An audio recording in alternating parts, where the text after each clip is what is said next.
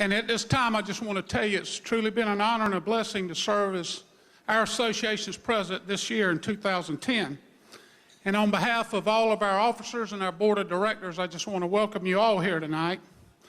But more importantly, the members of the University Association, Letterman, past and present, those who are living as well as those who live on in our memories, which collectively comprise the University of South Carolina Athletic Hall of Fame.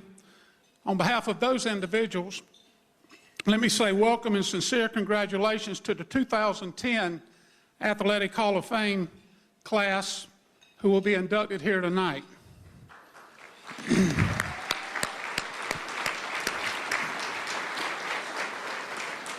As Carolina Block C recipients, you know the personal sacrifice and what it takes to be successful on and off the playing field, on the track, and on and off the course.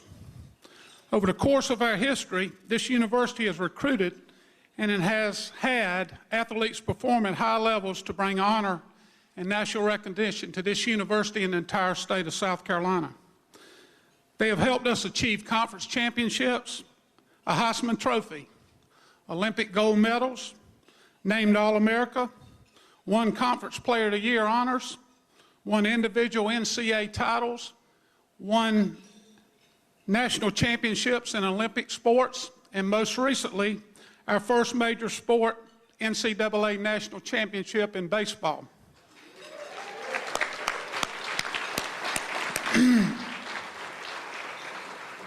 We have had coaches here who have served that have been outstanding leaders, who have had tremendous impact and positive influence on their athletes, as well as others who have made tremendous contributions to the University of South Carolina.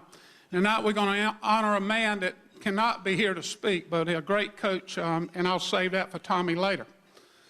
But I'm blessed, and we're all blessed and honored tonight to have Coach Jim Carlin, my coach here, to help induct the 9th member of his team of the 7 teams he coached to be entered into this Hall of Fame.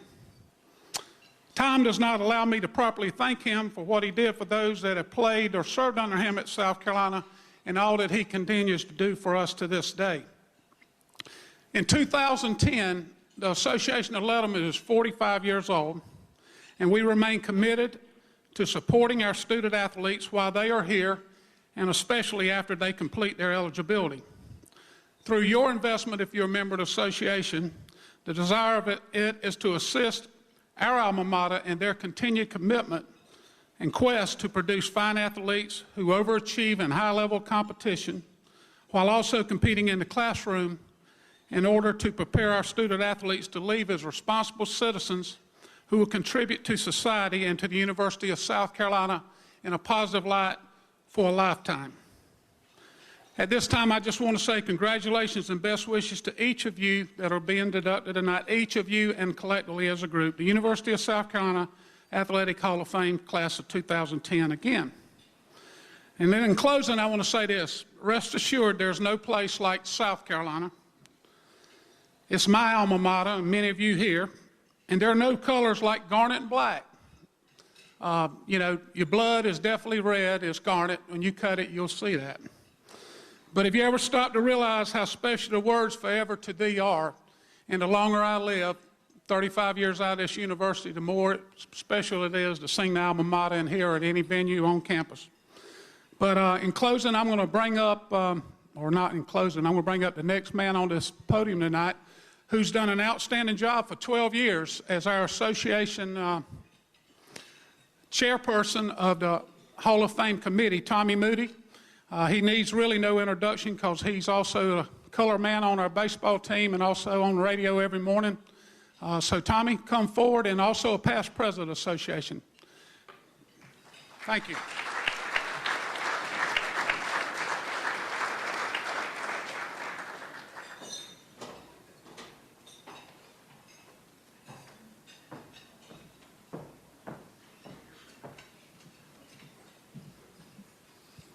You look taller than me.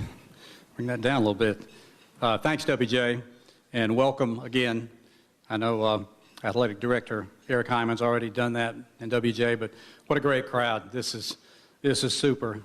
And before we get too far along into our program, and it is a a pretty big program, but we're going to go as quickly as we can. I want to thank Jack Wilson and Tony Carl with the Gamecock Club for really putting all this area together, the kiosk. They have done a tremendous job getting this ready.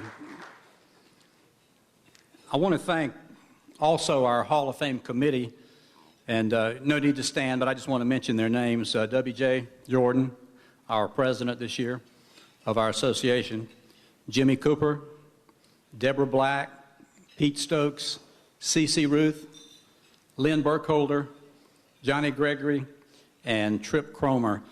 We really appreciate all of your input. You wouldn't believe how valuable all of those committee members are in this process. About 43 years ago, the Hall of Fame was established, and you all know what a Gamecock trivia nut I am, and the research and all that kind of. It's been in my blood for a long time. But in that 1967 class, the Gaffney Ghost, Mr. Tennis, Freddie, Fritz, and the Cadillac. What a class to start off your Hall of Fame. And now, after tonight, 124 members of the University of South Carolina Athletic Hall of Fame. And WJ mentioned this, but I want to just expand on it just a little bit about the baseball team. 11-1 in the NCAA tournament. 11-1 against the best. 6 straight wins in Omaha, a new record. Millions watched it. Literally hundreds of other baseball programs are envious of what the University of South Carolina has accomplished. Yet another, will we ever get tired of talking about it? It'll be time to try to do it again for long. And Ray Tanner's really busy with fall practice and his wonderful staff. And isn't it great to have Jerry Myers back in town as our pitching coach? And we wish the best to Mark Calvey. What a job he did. But to Ray Tanner, his coaches and players, one more, can we do it one more time? Salute to the national champions.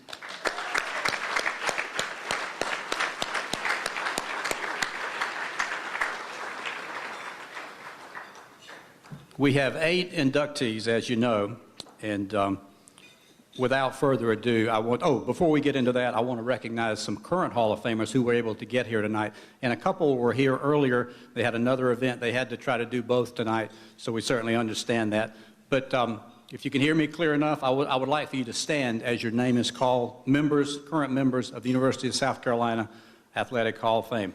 Dom, where are you? Dom Fusey? Dynamite Dom. Ed Pitts. Another All-American, Ed Pitts. Tommy Suggs had to leave. He was here for most of the reception, but the network calls, and Tommy's not here, but record-breaking quarterback in his time, Tommy Suggs. Mike McCabe. All-century team, Mike McCabe. And aren't we glad that Mike decided to leave Knoxville, Tennessee, and play his college ball at the University of South Carolina. Jeff Grants. Jeff, I think you're here.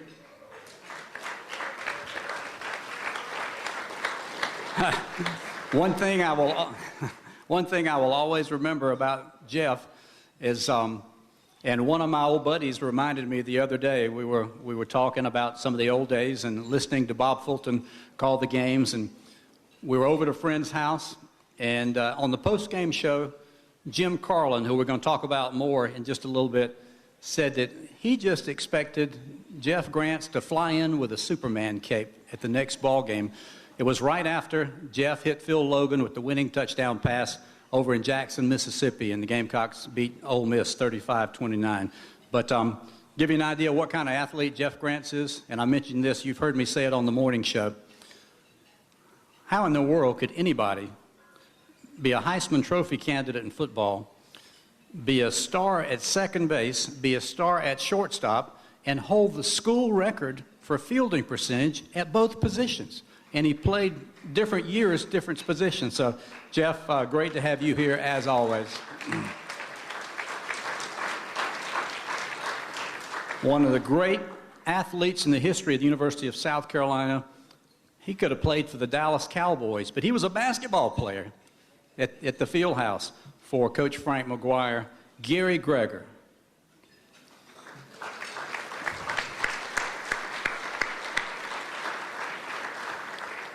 One of the very best men's soccer players we have ever had the pleasure to watch here over at the Graveyard. An Irmo guy, and he's back again this year, was inducted last year, Marty Baltziger.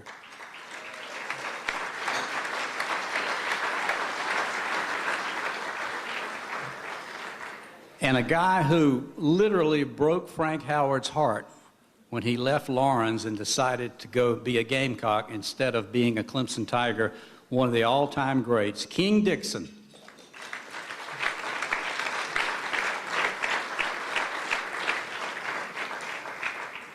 And someone I had the pleasure of talking to just a few minutes ago for the first time in several months, I guess. And, of course, he had to pop a few trivia questions at me.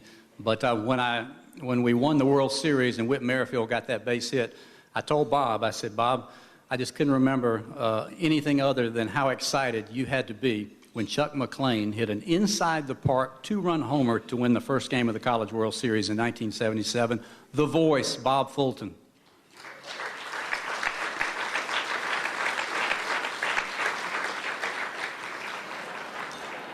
We see you, Bob. And did I leave anybody out? Did anybody not see the sign-in sheet for the current Hall of Famers? Harold White, inducted last year. Harold, great to see you. We're going to describe Harold. He was a football coach. He was a counselor. He was an advisor, and just the best friend to so many players at the University of South Carolina. We call him Legend, Harold White. Do we have another one back here? Emily, I didn't see you back there. Always at this function. I should have known that. Emily White, inducted 2 years ago. Emily's done so much for this university. I want to say, was it Marvin Bass or Paul Dietzel, but she has been keeping the athletic department running straight for a long, long time. Emily, it's great to have you here. Didn't see you back there. We can put her in that legend category as well.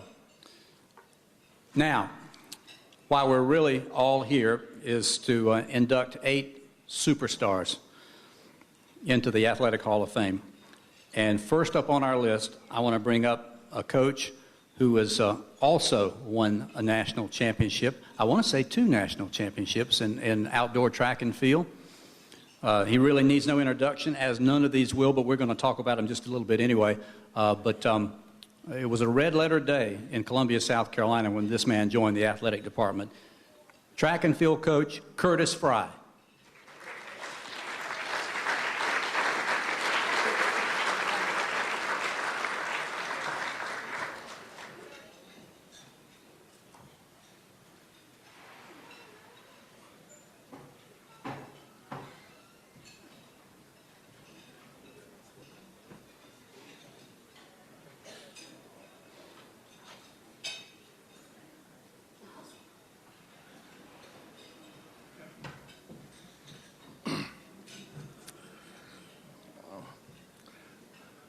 From Kevin O'Connell, I was instructed to keep it short. And my wife, before I came, said keep it short. And the first person that gave me a hug was the athletic director, and he said keep it short. So I guess keep it short is what I'm going to do.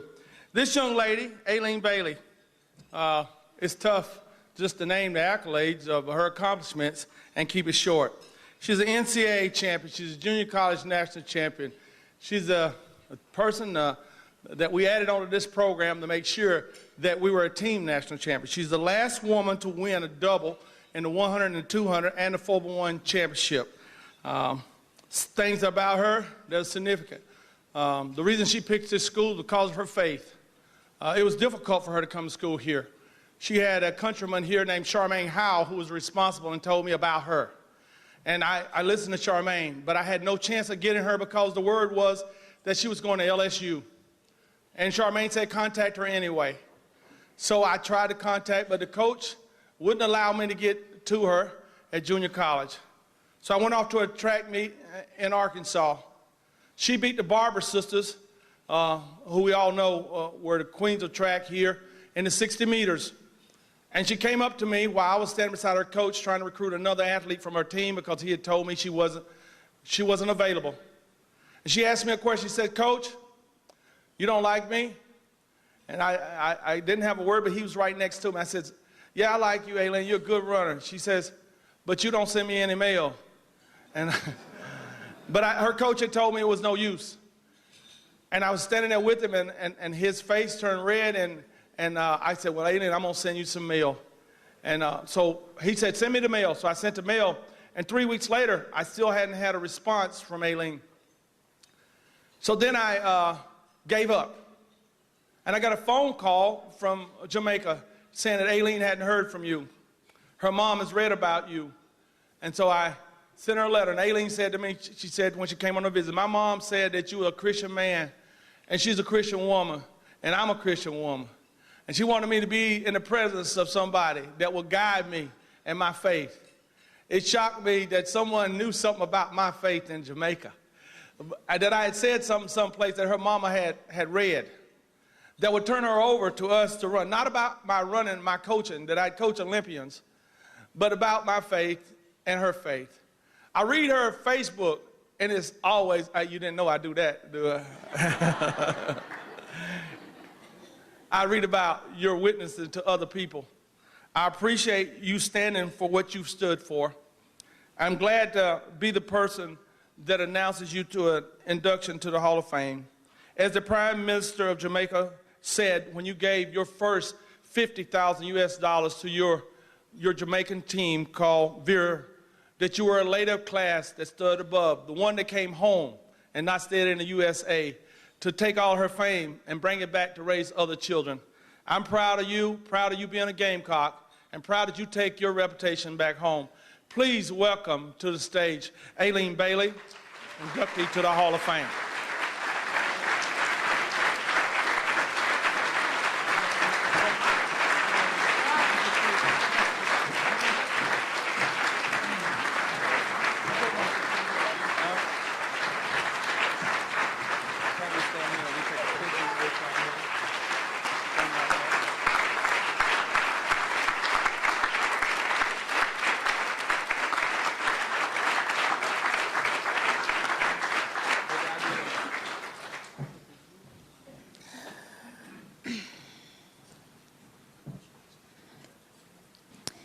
I am truly honored and blessed to stand before you tonight to accept being inducted in University of South Carolina Hall of Fame. It's an honor, truly. I'd like to thank the Leatherman Association for putting on this amazing event to honor us. Thanking the Hall of Fame committee for selecting me. Choosing South Carolina was one of the best things I've ever done. My teammates were amazing. Demetria Tacita is here. Charmaine, who was my mommy while I was here my first year. Thank you so much. My dad, Coach Fry, Daddy Fry, you know, he's a bit bossy at times, but because of that bossiness and his support throughout the years, I am the person I am today. He taught us how to be team players, leaders, to care for others. Mommy Fry was always there, so she used to take good care of us when he get mad at us. Coach Brown, Coach D, Mrs. Brown, I remember 2003, she was at NC's with us, and she got us all dolled up with her burgundy and white ribbons in her hair. I did really great that year. I won the double, tried to win the 4x1, but I was a little bit short at the line. But 2002 was my best memory when we won NCs. I was so upset because they said I false start, and everybody in the world knew I cannot get out of the block to save my life. So, because it was at LSU, one of their athletes, who I won't name, false started, so they took me out. I was so upset that I went back I got second in the 200, which I was not expected to. I made sure we won the 4x1, and we whooped their butts in their house. So that was an amazing achievement. But I'm truly blessed. Thank you. South Carolina has taught me so much. I'm the first in my family to have a university degree, and because of South Carolina, I have that. And coming here, I decided to come here because Coach Fry was the only coach that bragged about his academics, because he had his 4.0s, D was one of them, to CETA. And Michelle Lewis, he bragged about his 4.0s, and that I have to come in here and buckle down and work hard to make sure that he keeps his team GPA. Coach Stan always got the snacks at the track meet. Thank you so much. I still have my little turtle beanie bag. Whenever I get nervous, I still squeeze on it. Thank you for that. Coach Stan, Coach Sarge, for making me buff. Thank you so much for helping us in the gym. Fred is here, my artiste. He was our hurdler on the track team. Thank you so much. He was on the team with us. Aaron, basketball player, but he's an amazing person. His wife is here. She's really cool too. She was a part of the track team before I came here. So the team welcomed me. All the other schools I visited, the girls were a bit stuck up, so. But it's an honor. Thank you so much. I'm gonna stop blabbing. I was supposed to make it short, so I'm gonna make it short. Thank you so much for honoring me. And if you cut me today, I'm a bleed burgundy and black. So Gamecocks, let's go Gamecock.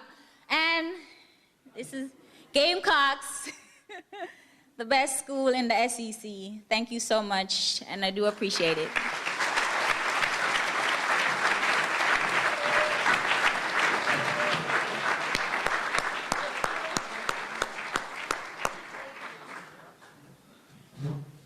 Congratulations, young lady. And by the way, not only did she win an Olympic gold medal and she was national champion a couple of events, there's a misprint in the program, and just a minor difference where it says 4-time All-American, that should say 9-time All-American.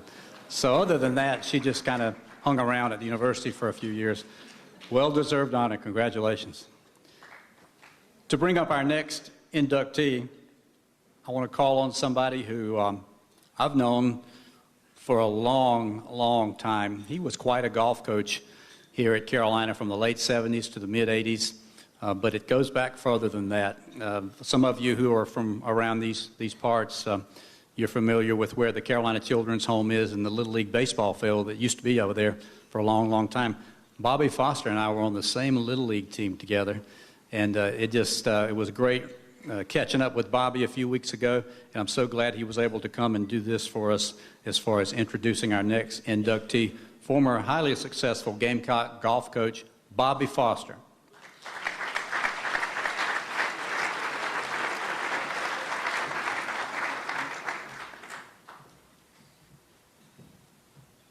Tommy grew up. I'm still little.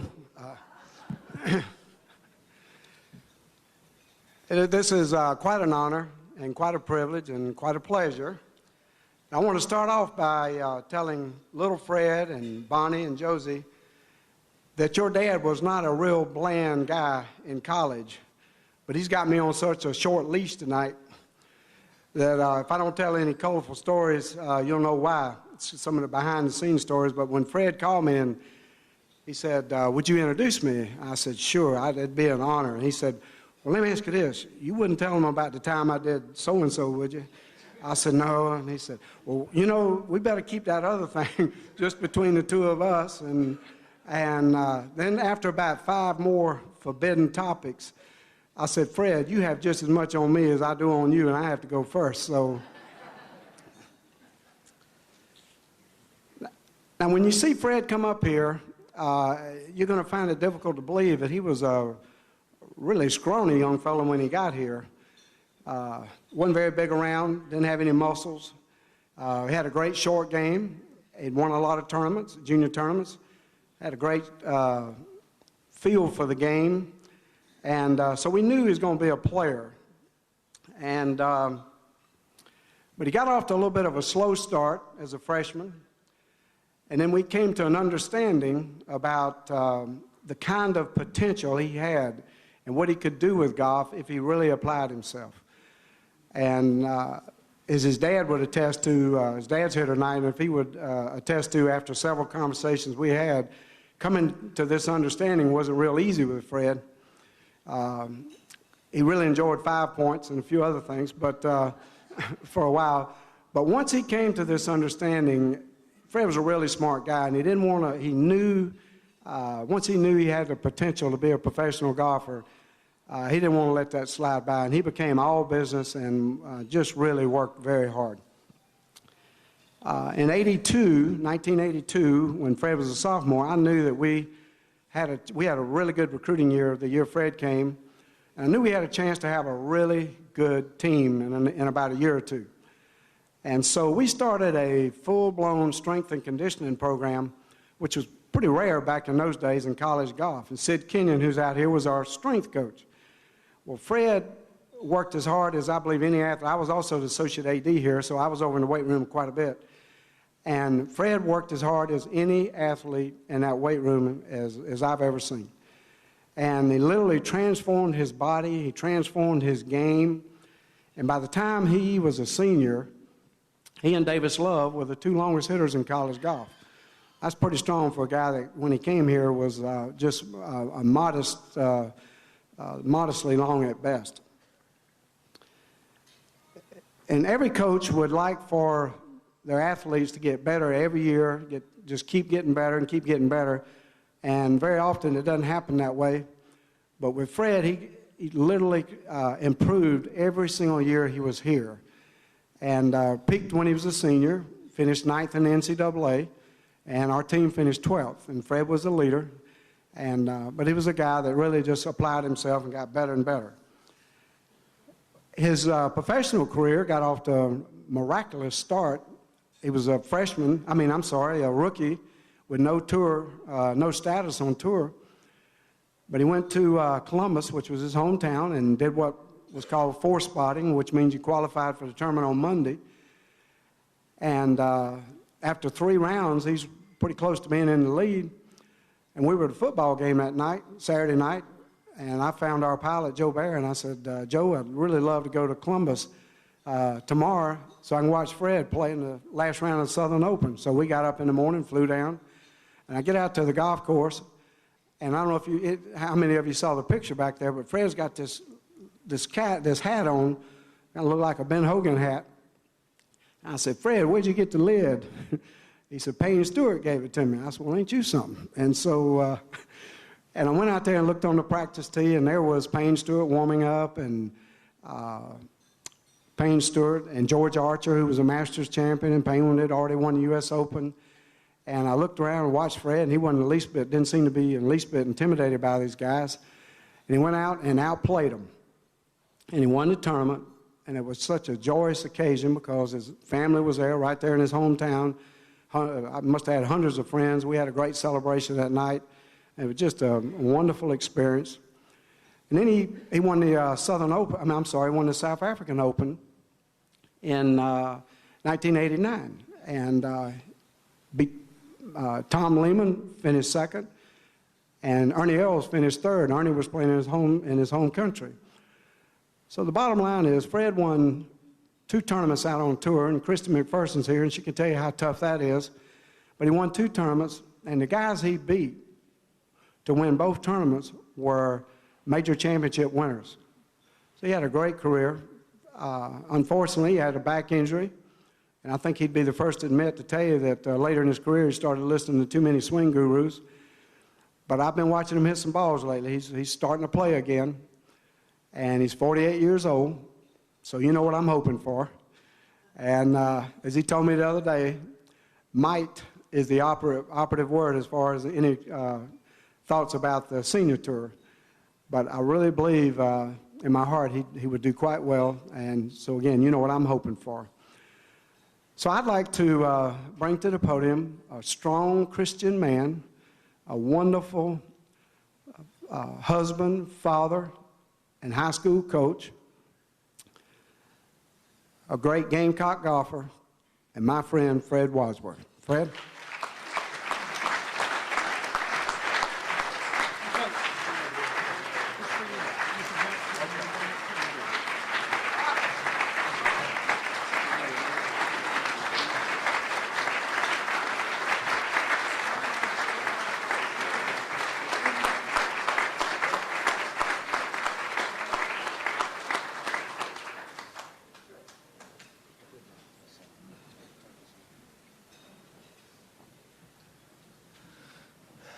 I just want to thank Bobby for the kind words and the kind introduction, the USC Association of Lettermen for honoring me tonight. It is humbled and grateful that I stand here. I want to thank my family, many who have come a long distance to be here. They've supported me throughout my entire life, especially my father, who introduced me to a great game, taught me great lessons. Just so grateful.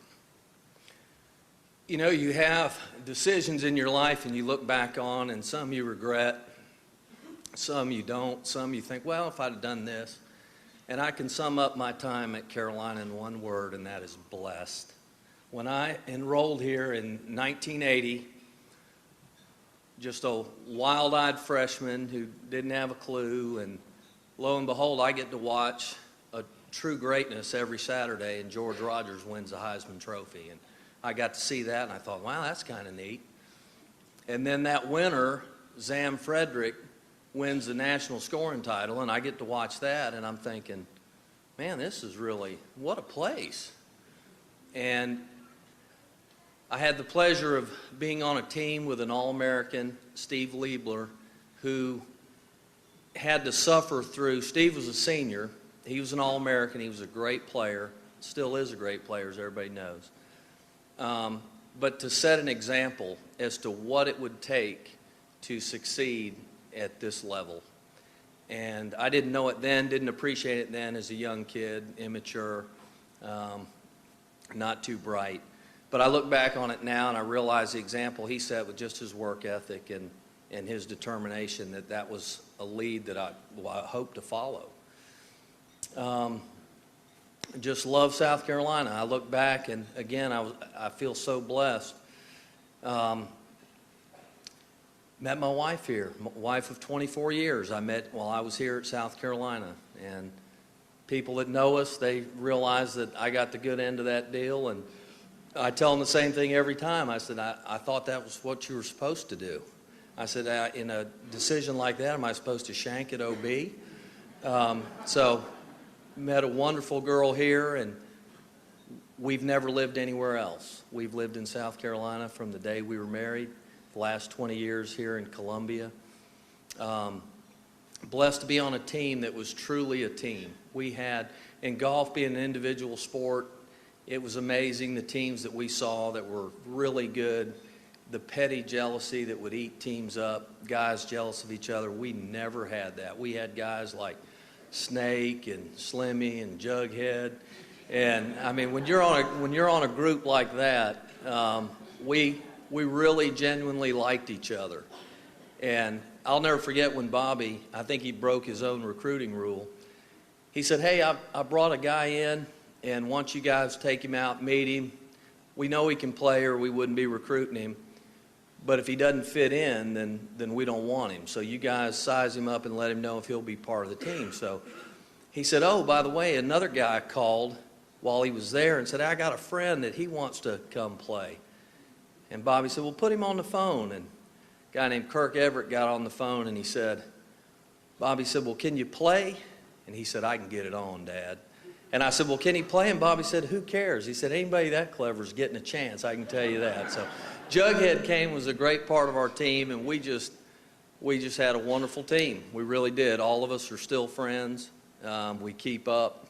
And again, we just genuinely like each other. But to see guys like George, guys like Zam, just made it real to me that great things can happen at South Carolina. And it just continues to demonstrate itself every year that great things are happening. I'm so proud to be part of it, so proud to be here, and humbled beyond belief. But like I said, my wife and I, we've got 3 kids, and we're raising them all to be Gamecocks.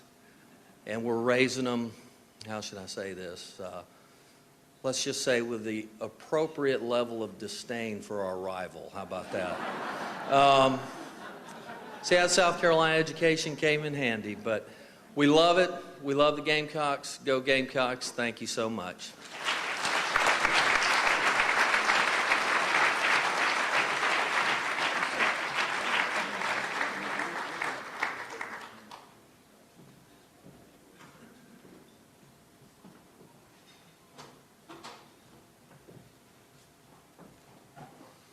Don't know if I've ever heard that expressed so eloquently. That's about the rival. That's pretty good. Now our third presenter to honor our next inductee. Gosh, it's so great to have her back here. And I know she lives here in town, but this lady put Carolina volleyball on the national map. She was quite a coach, and I know she's no stranger to most of you here. But I'd like to bring up Coach Kim Hudson.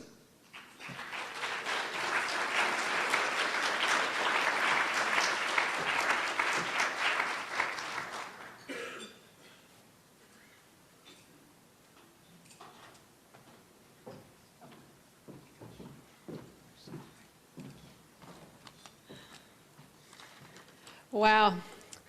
Isn't it awesome to know that we serve a big God and that God certainly has a plan, and it's evident in this room tonight when you come back and see the people that are pulled together. It's an honor and a privilege to be here with you tonight, and certainly it's very exciting to be here to talk about one of my very, very favorite players, Ashley Edlin Heike.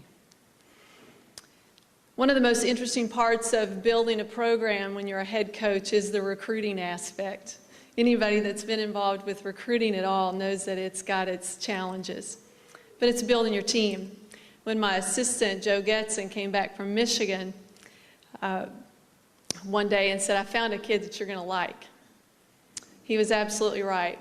First time that I saw Ashley play, I knew that she was the kind of winner that we needed in our program to build it to where I wanted us to go.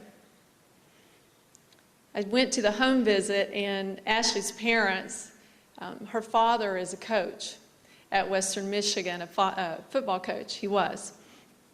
And when I went to the home visit, this very feisty, fiery, competitive kid sat on the sofa and did not say one word in the 2 hours that I was there.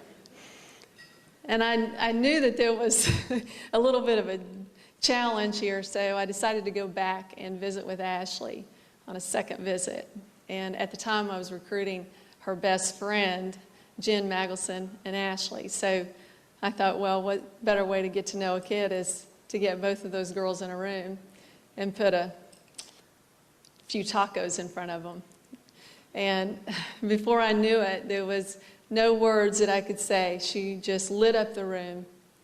And anybody that's been associated with Ashley Edlin is better for it. So when she graduated from USC, because you never really quite know what you're getting when you get an athlete until they've finished their 4 or 5 or 6 years, however long it may take them. She had placed on the all-region team for 4 years. She was a 4-team All-SEC member. She was USC Athlete of the Year. She was a 3-time SEC All-Academic Honor Roll member. In her 4 years, she had a total of 5,177 assists, 517 kills, and it just goes on and on. She stayed on. I was fortunate enough to keep her on as a student assistant, and she received her master's degree from the University of South Carolina with a 3.6 GPA. Ash is in her 6th year at Porter Gab, and no doubt she's turned into a tremendous coach. Out of the 5 years, she's taken her team to the state, and she won the state championship in 2006. She was named Coach of the Year 3 times. So I am honored and thrilled and privileged that this young lady is a part of my life. So Ashley, if you would, come on up.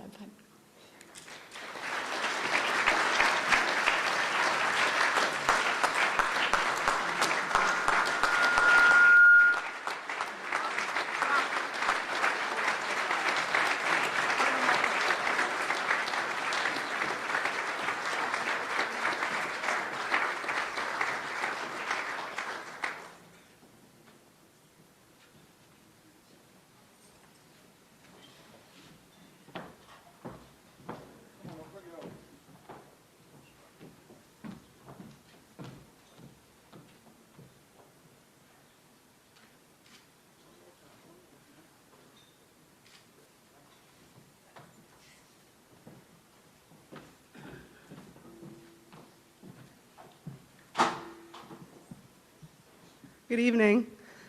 First of all, I'd like to congratulate everyone that's being inducted tonight. It's an honor to be inducted with each one of you. And it's funny the things you remember that your coaches say to you as an athlete. And when I was a senior in high school, my travel volleyball team was playing in the national championships in Texas. And my coach, Jack Mogelson, calls a timeout. And at this point in the tournament, there's no way that we could get worse than 5th place in the tournament for 18 and unders. And he calls a timeout, and he used the entire minute timeout to tell me he could not believe that South Carolina recruited me, that I was going to South Carolina. I have no business playing at that level. What were the coaches thinking? And on and on and on. So as I'm getting inducted tonight into the South Carolina Hall of Fame, I think it's safe to say that I proved him wrong.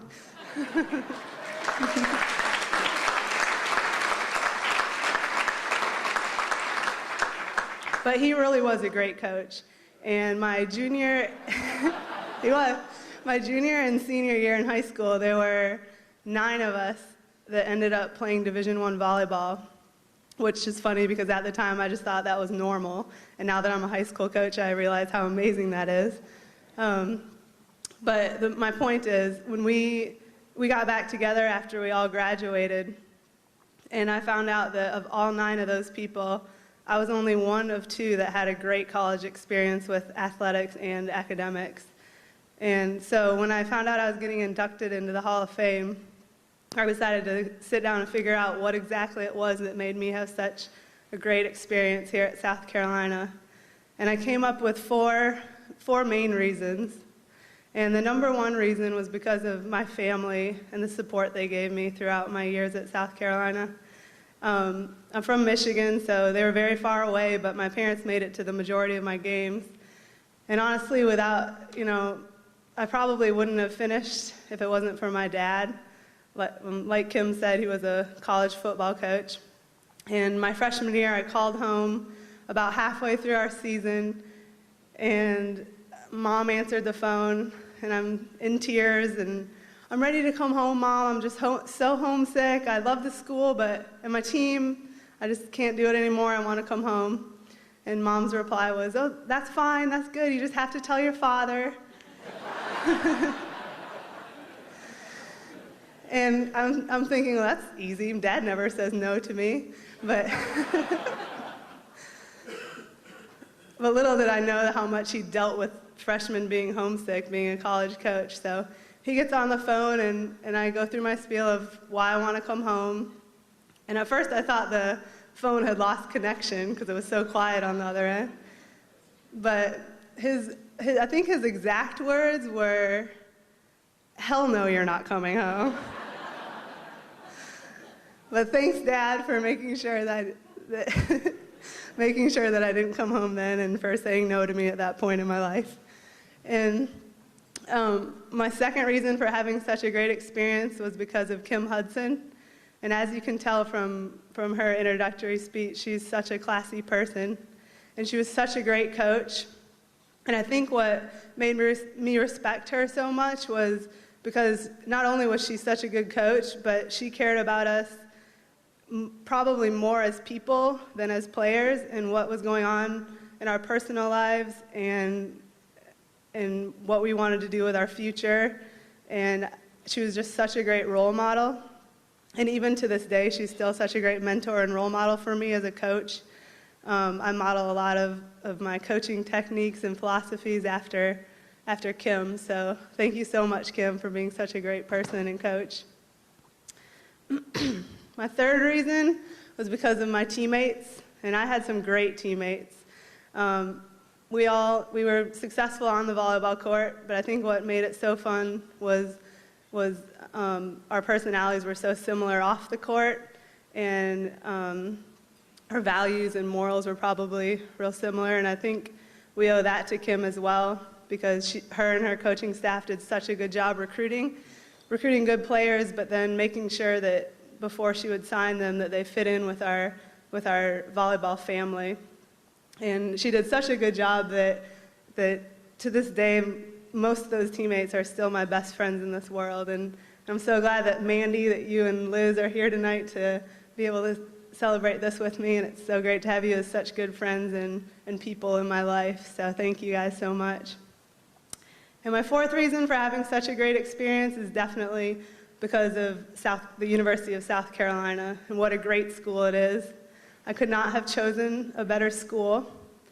You know, the athletic department is so amazing, as most of the people in this room know. Top-notch all the way, and the academic support you get, the support from the athletic director, assistant athletic director, SIDs, is such a neat network of people supporting you as an athlete that it just couldn't be a better place. So it was such an amazing experience to be able to wear a Gamecock jersey, and I'm really proud to be able to say that I'm a two-time graduate of South Carolina. And so thank you so much to those of you who got me to South Carolina, for those of you who kept me here, and for those of you who helped me have such a great experience. And also to those of you who voted me into the Hall of Fame. It's such a great honor. Thank you very much.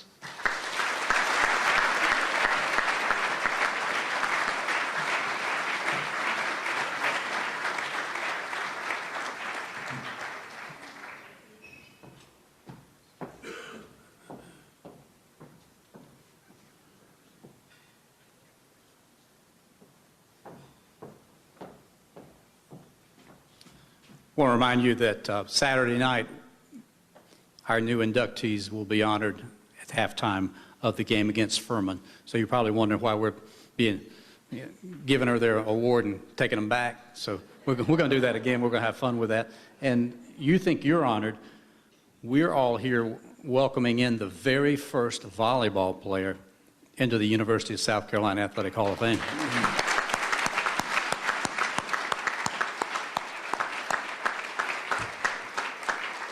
And again, thanks to Kim Hudson for a fantastic career as Carolina's volleyball coach. Our next presenter, like everybody else on the program tonight, you all know this guy. He is the only soccer coach the men's program's ever had. And he's won more games that you can almost total up, hundreds and hundreds of victories, not the least of which was the fourth consecutive shutout of the Clemson Tigers a couple of weeks ago.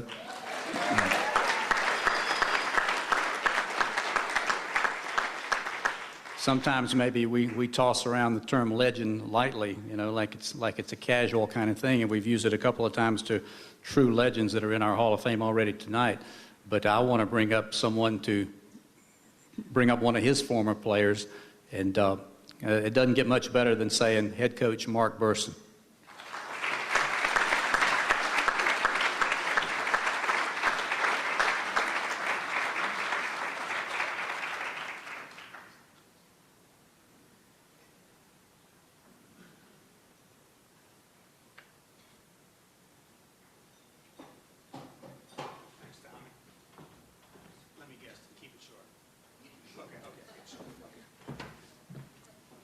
Well, it's a pleasure to be here tonight and to have this opportunity to address this illustrious group. So many of the great Carolina legends here in the audience as coaches, former athletic directors, former coaches, and some outstanding former athletes. So, and how about Art Baker? Was that the best prayer ever? I mean, we've probably all been to a few banquets, but when we pray for wins, I'm on board. That was big time. I want to take a minute and recognize and give you a few details about Doug Allison tonight. And it's interesting because Doug Allison's story at South Carolina almost never happened. We were recruiting Doug, and at the end of the summer, we didn't have a scholarship for him. And it was a difficult thing, but I wrote him a letter, and, at the time there was no internet, and I sent him a letter, and I said, Doug, sorry, we're not going to have a scholarship available. The player that we thought that wasn't coming back is coming back, and so forth and so on. And then towards the end of the summer, I got some of his application and all his stuff in. I was like, so I called over there, which even at that time, that was an adventure. And he was on holiday. He was over in Spain or something. And I talked to his mom, and they never got the letter. Well, at the same time, the player never came. So I was calling his mom to welcome him to the University of South Carolina and start to explain about, well, don't worry about the letter. She said, well, we never got a letter. So I said, oh, well, don't worry. Everything's good, And then when Doug came to South Carolina, it's a little bit like the story of George Rogers. George, when he signed with the Saints, went down and they had their fitness run, they had their mile run, and George did not finish the mile. So here's Bum Phillips in front of all the media, and they said, you just signed a guy to the highest contract in the history of professional football, and he didn't even finish your fitness run. What does that tell you? And he said, well, when it's 3rd and 1 mile, we won't give the ball to George. That's true. You can look it up. Well, the reason I tell you that is when Doug ran the fitness run here, it was very similar. He's the only one who has run the shortest fitness run ever. It's a 2-mile run, and they have to do it in 12 minutes. Now they have to do actually a 3-mile run, but at the time it was a 2-mile run. Doug did a 2-mile and 1-inch run. He fell, when he came over the line, he fell immediately off to the left and started, I think, puking on the grass. But it was on the field that Doug excelled, not on the track. He was our first ever, first-team All-American, is our all-time leading point scorer and goal scorer, 63 goals in 4 years, which is an amazing accomplishment. He led us to 3 straight NCAA tournament appearances, served as the team co-captain on the 1987 team with also Hall of Fame inductee Marty Balsiger, and scored 2 goals in the NCAA tournament, including a huge goal in our penalty kick shootout win to knock Clemson out of the tournament in 1985. So we're very happy with that one. Coached here on our staff. The next year we couldn't get rid of him. He needed a little more time to get his degree, so we kept him around. And that year we went to the Final Four, which was exciting. And then in '89, I shipped him up to my roommate, Anson Dorrance, up in North Carolina, see if he could improve upon perfection. Guess what? They did. They won a national championship. And Doug was recognized as the National Physical Education Teacher of the Year in 1991 when he got his master's up there. Came back to, and then that string ran out, so we had to employ him again, so we brought him back here for a few more years until '95 when the Furman job opened up, and Doug took the job up there. He's won the Southern Conference Coach of the Year 6 times, the NSCAA South Region Coach of the Year in 1999, the Furman University Coach of the Year in '99, 2000, and 2003.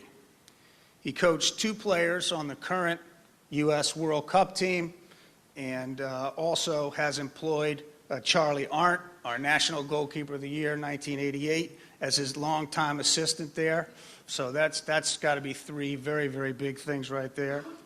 But I think Doug's greatest accomplishment occurred in a really tough time at Furman when in 2008 they had an automobile wreck and one of their top players was killed and some other players were injured. And here's Doug at the beginning of the season had to step in front of the national media, in front of the school, the university, and deal with that and lead the team. And I think that's a real test of a man's character. He did that with perfect character and leadership and brought that team back to where they needed to be. And to me, that was his finest hour. Doug apparently excelled outside of the soccer field, too, because he married Michelle Rapp, who was at the university when she was here. And they have two sons, Callum and Keegan, who are here tonight, and his brother Stuart here tonight, carrying the video message home to the parents. So I need to say hi to everybody at home. And tonight, I hope you'll join me in welcoming up to the podium one of South Carolina soccer's finest, Doug Allison.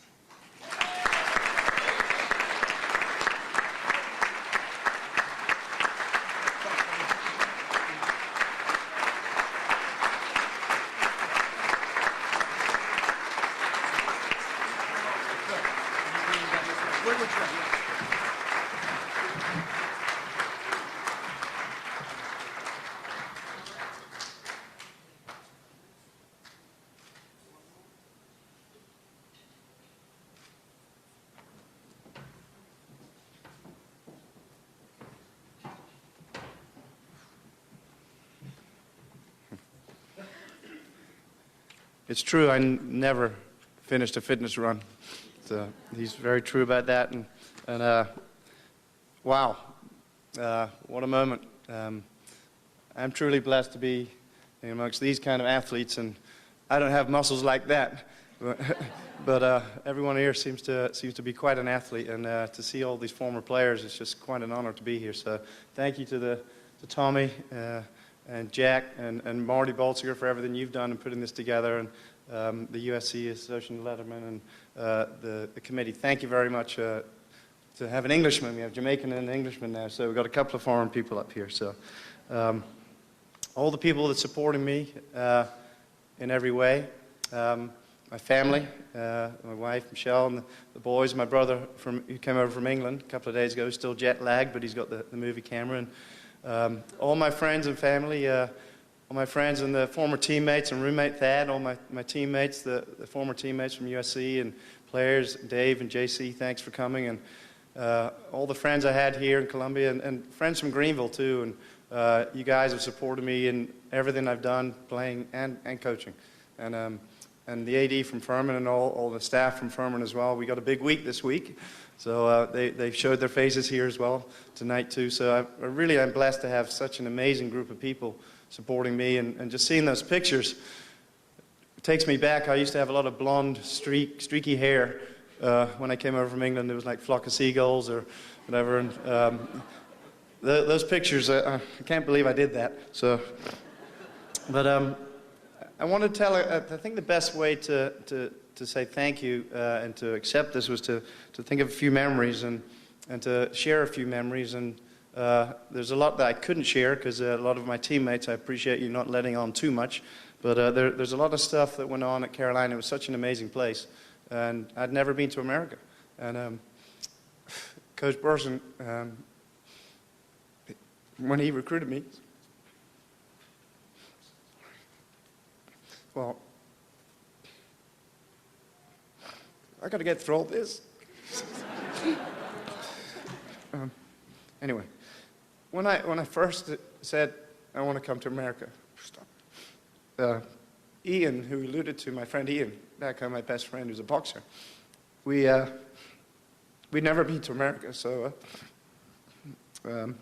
we had a friend named Neil Harris, who was the only person in our whole school to ever been to America, and he'd been to Disney World, and he came back to our school, little school in England, and he had a suntan, and he was pretty cool. And so every one of us, Ian and I said, we want some of that. So that's how the recruiting started. So and at that time, there was definitely no internet, no YouTube. So we found a book that said they give scholarships in America. And Ian was a better player than me, and he wrote to 2 schools. I had 2 stamps, so I thought I'll write to 2 schools. So I wrote to University of Rhode Island because I believed it was near Hawaii. And then David Torres, you were a lot better than geography than me in high school. You know that, Dave. And then I wrote to South Carolina because I thought it was near Orlando. It's by Disney World. So that is the honest truth. We didn't have Google Earth or anything then either. So I wrote a letter, and obviously nothing happened for a year. So that wasn't worth anything. And Ian became a professional boxer, and I just ended up, we'll just stay in England. We'll go to university in England, and we'll try it over here and try and become a professional over here. And I remember being in Spain and Portugal at the time that you called my mom, because I called home. We were in a 2-man tent. I thought I'd better ring my mom and see what's going on back in England. And she said, some man's rung you named Mr. Burson, an American chap. What's all this about? You better get home and explain to your father. And Dad, being Scottish, was like, you need to get home now. So I found out it was in pre-season, so I took another 5 days, Charlie, to get back for pre-season. I came back over and said that this was a year ago. I wrote a letter, and I didn't know what was going on. And all of a sudden, within the next 2 weeks, I got a visa, and I was coming to America. And it was amazing. And flying over, all I wanted to do was come back. I was like, what am I doing? I'm coming to a whole new continent at 18 to go to a university. I don't even know where it is. And reading through one of those little media guides, and I'm like, who are these people? And then I met Trevor at the airport, and it was about 9 o'clock at night. I came out of the airport and felt the heat. And then he goes, I'll introduce you to the football team. I'm like, that's my teammates. So we go into the roost, and I see these huge guys. I'm like, I can't play with these football players. And he goes, well, in England, we call them soccer players over here. I'm like, they'll be a lot smaller. In walks Marty Bolsiger, 6'4", Jim Sonnefeld, Pat Walsh, Glenn Thompson, Barra, all these guys that were just so much bigger. I'm like, I'm never going to be able to compete with these guys. They're so big. And plus preseason, coach, you were right. It was an awful experience. And I had heat stroke. I didn't realize you weren't allowed to wear Speedos in America. That's the honest truth. We went to Lippy's wedding in Beaufort and chased by alligators, and the Icelandic guys and I were wearing Speedos, and thanks a lot. Glenn, you could have helped me out there, Glenn. I got introduced to a track. What was a track? And a weight room. Sid Kenyon introduced me to a weight room, and I felt sick for 3 weeks. And here I am on a scholarship, and Coach Burson must have been like, what are we doing with this kid? Surely it's the wrong guy. So it really was amazing to see the facilities and just see this kind of place. I mean, I'd never experienced anything like this. As a player, after preseason, you just learn so much from Coach, the discipline and the competition that you had, and some of the things I remember when he put us in the Indiana tournament as sophomores, and they were national champions, I think, the year before. They were so big, and it was such a big tournament. The MetLife tournament was such a big thing. And he entered us into the tournament, and we were like, and all he said at the podium was like, we're just really glad to be here. And he knew afterwards, he goes, you guys go and get them. And the challenge of being out in the Indiana tournament, and we won the tournament. And to do things like that and set us up into those things and challenge us was amazing. And to have the teammates like Pat and Marty and all those guys around you and just see what they were doing, God, I'm with these incredible athletes. And to raise to those challenges, he put us in front of those people and said, you guys are going to win. You're going to believe in yourselves. Don't tell anyone else, but we're going to win. And the Clemson games, I mean, the graveyard was just spectacular. It wasn't the stadium it is now. It was a bit smaller. The field was bigger, I think, because I couldn't run that far on the field. I didn't come past the halfway line. But it was just to play in those Clemson games, and the fans we had with Frank O'Neill and Phil Savitz and those guys in front of the kickboard, and all those guys just cheering us on when we scored a goal and jump into the kickboard and some illegal stuff that went on as well that Frank took care of. So we just had such a great experience. I remember that I'd never seen this much discipline. I remember Sarge Fry, how passionate he was about his work here, and met him several times, and what a man. Brainerd, our trainer, and Brian Burnett, just the work that those guys would put in relentlessly, just on our behalf, and we never had anyone do that. They were there to help us out, and the support staff were just tremendous. I remember my early morning runs around Shandon. And I got to know Shandon pretty well in those days. It was a beautiful place. I was always the last one out from the run, so I got lost. So I actually got to know the roads pretty well. And Trevor used to take on those early morning runs. I used to come back in and say, I maybe want to live here one day. It's a neat place. Okay. I remember telling Jim Sonnefeld, what are you thinking trying to be a drummer? You're never going to make it. Why would you want to play for this team, Hootie and the Blowfish? Who are they? Don't leave our team. And that was my first step in coaching. It was awful. I remember the kickboard. I remember so many different things. Rooming with Thad, we used to go to Burger King so many times. Thad used to drive Granville and I over there at night after late studying sessions, and it was such a great guy to have him, and his mom always helping us out. And I remember Coach Burson I couldn't believe he was so nice to me. And at the Roost that time, giving me a single room. And there were 2 beds in there, but I had a single room. Like, spectacular. I'm all the way from England. I must be special. I'm late, but I've got a single room. Well, 4 weeks later into the season, in walks Keith Leeper. Okay, and all our teammates will know Keith Leeper, and he's like, hey, dude, I'm your roommate, man. I'm like, all right, well, I've seen you on the team, but I didn't know you lived here. He goes, well, I've been in therapy for the last 4 weeks. I'm like... So I felt sorry for this young lad. I'm like, can I help you out? Is there anything else I can do? Can I help you? I didn't realize it was group therapy for the last 4 weeks. So downtown, that's how I met my roommate. I remember, I can't believe Pat Walsh came here tonight. Pat, all the way down from New York, it's unbelievable to see my man Pat here and just seeing him and the stories. I could go on for hours, the stories about Pat. I remember one time, you've got to have a guy like Pat on your team. Pat walked on our team, the swim team, the baseball team, every year, didn't you, Pat? And he finally made the team, and he was a starter in the final game. He was a starter. And you couldn't do it without Pat. But the thing about Pat was, if Pat said we need to be somewhere, for some reason, all the team shows up. I remember Pat saying, we're going to go to the mall, we're going to go and get some fish. What are you talking about? So half of us on the team said, we're going to go with Pat to go to the mall. So we go to the mall. We're in this pet shop. Me and Grenville had never been in a pet shop in America before. We're looking at the tarantulas and we're looking at all the other stuff. And all of a sudden, Pat had his big Slurpee cup, and he said, all right, we're out of here. I'm like, Pat, what are you doing? He goes, well, we're out of here. I'm like, okay. So we all leave because it was Pat. And I'm like, where are the fish? They're in a Slurpee cup. He dipped the thing in a Slurpee cup and got about 15, 20 fish, and he put his lid back on and walked out. So you've got to have a teammate like Pat Walsh. That's probably the safest story to tell about Pat Walsh. The most impressive thing for me about this place was Coach Burson and taking a chance on me. You see my shaggy hair and everything, and a bit of a punk coming in and trying to know. And he taught me discipline, and he believed in me, and he taught me how to score goals, and say that it's good.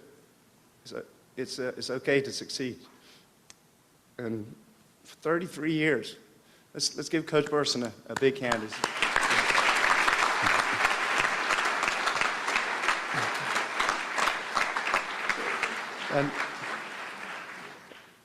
And helping me after going to college, after that, helping me into the pros, helping me into grad school, always remembering me, when I was gone. And then when the decision was easy. After I finished my master's at Chapel Hill, the opportunity came back to be his assistant coach and learn from him. And it was an easy decision to come back and learn from your mentor. And I realized all these years, he's done 33 years, and he's done it the right way. He's a gentleman. And in this profession, I see, as being the head coach at Furman for almost 15, 16 years, you see so many people that try and do it the wrong way. And he's done it the right way. And he's a gentleman, and he's definitely someone I've always looked up to. So thank you for everything you've done for me. Coach Burson, because of you, I got a scholarship to come to America. Because of you, I got a chance to play pro. Because of you, I got to go to grad school at Chapel Hill and learn from Anson Dorrance, who was your roommate. Because of you, I became an assistant coach at South Carolina and met my wife, Michelle. Because of you, I had to explain to my mom what an All-American was. That was a tough phone call, Coach. It went something like this. Hello, Mom. I've just become an All-American. She goes, what does that mean? I said, well, I'm an All-American. She goes, Coach Burson made you an All-American? She goes, you're Scottish. Where's your father? And then Dad got on the phone and he goes, I told Coach Burson to look after you. My dad's like Braveheart. Isn't he sure? And he goes, you're Scottish, you're not American. You're not changing, there's no way you're changing into being... I'm like, Mom, Dad, it's actually an honor. You're on a team. She goes, oh, when's the next game? No, I'm on an American team, but you don't play games. What does that mean? That's stupid. You know, then you're Scottish. Remember you're Scottish. You cannot be an American like that. You know, I'm like, I'm not trying to change citizenship. Then I had to explain to her what an academic All-American was. I didn't even bother going there. But, so, Coach, thanks for that phone call. That took a lot of my pocket money out of the way. You also were the one who helped guide me into my coaching career and taught me the rights and wrongs and how to do things the right way. And just all the stresses that go in, and all the coaches that are in this room, I echo what you say, the recruiting and the stresses of the games, and there's so many coaches in this room. And he's always done things the right way, and he's pushed me up to Furman. He said, this is the place for you. And my AD and all the staff here from Furman, I really appreciate you supporting me. And I've been there, this is my 16th year there, and it's such a spectacular place. And Art, you helped in that direction too. And Eric Hyman, I just found out tonight that you were there as well. But Art, you were a big influence for me going to Furman as well. And it's just so how ironic is it this week that we're actually playing Furman in football, USC Furman, and it's a win-win for me. Looking at the contract, I get to come up here tonight in this beautiful stadium and get inducted with all these great athletes into the Hall of Fame. On this weekend, we play USC Furman football, and I get to go on the field at halftime, hopefully with the kids. And then Gary, apparently I get 25% of the game contract because it's USC Furman, and it's quite a guarantee. I heard that. So it really is an honor that this week. It really is an amazing thing. And Coach mentioned Charlie. I really want to thank Charlie Arnton, who was a superb goalkeeper here, goalkeeper of the year in the U.S. in '88, and I helped train him one year and taught him nothing that he knows now. Absolutely nothing, but what a great goalie, and he's been my assistant up there and helped me, not as an assistant, but as a true friend.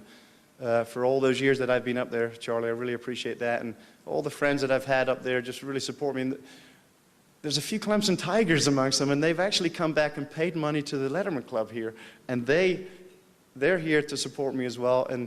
And I really thank everyone for what you've done. It's an amazing thing to have friends like that support you through everything. I really want to thank Marty Baltziger for everything you've done. Congratulations on the Hall of Fame last year. I wish I could have got here for you like you were for me. He's been my agent this last few weeks and made so many phone calls for me. And I'll never forget, we became the first All-Americans together. And I remember Marty as a freshman, when I was a freshman, and all of a sudden you get better when these guys play against you. And all of a sudden this 6'3", 6'4" guy like Dolph Lundgren came up and started kicking me and hitting me and stuff. And it's like, man, this guy's so good. This guy's tough to get around. And so I'd use some little cheating stuff to get around him. He's like, man, you can't pull my shirt. I'm like, Marty, you're 6'4". I got to do something to get around you and stuff. And I remember him just like crushing me all the time. And I had to get better. And I think I was better because of you, Marty. I really do.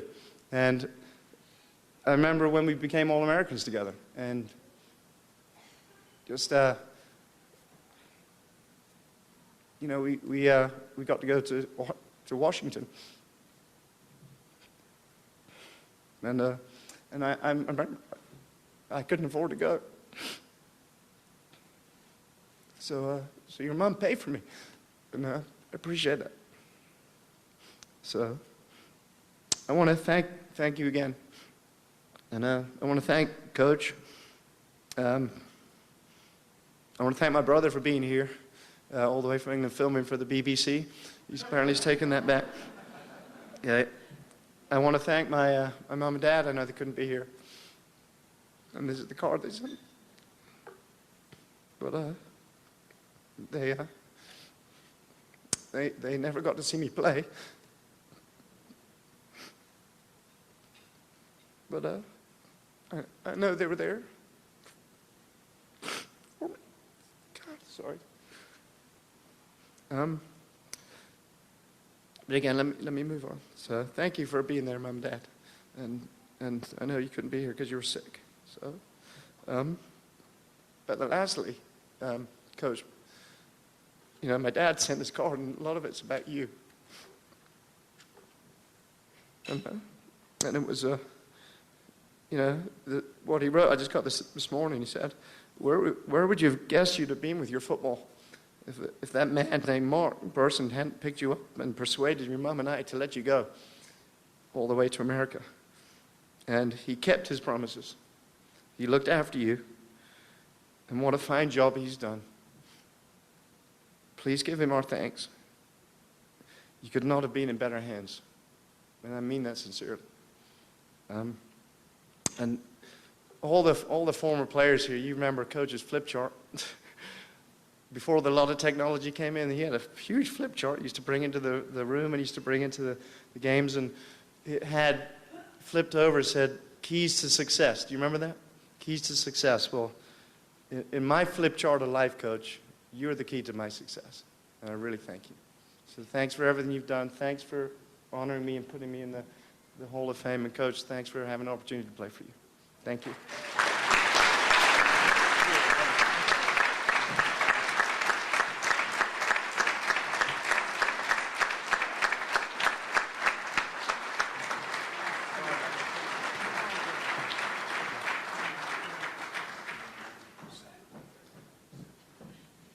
I think it goes without saying that the University of South Carolina Athletic Hall of Fame is a richer, better place after this evening. But we still got a ways to go.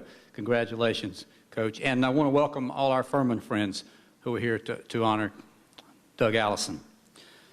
Our next presenter is a guy who is regarded literally as one of the finest golf coaches in this country. And we're certainly glad he's still part of the golf program here at the University of South Carolina.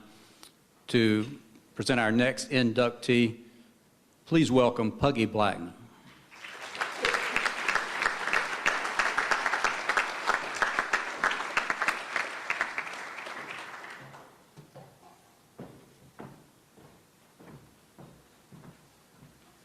Doug, after that, I'm ready to run through any wall for you. Quite amazing. I'm really privileged tonight. It's a true honor to have been asked to present Christy Louise McPherson for Hall of Fame induction, affectionately known by her friends as K-Mac. From Conway, South Carolina. Her parents are here tonight, and that's Janice and David. Would y'all please stand up? These are two of the most rabid Gamecock fans that's ever been in the history.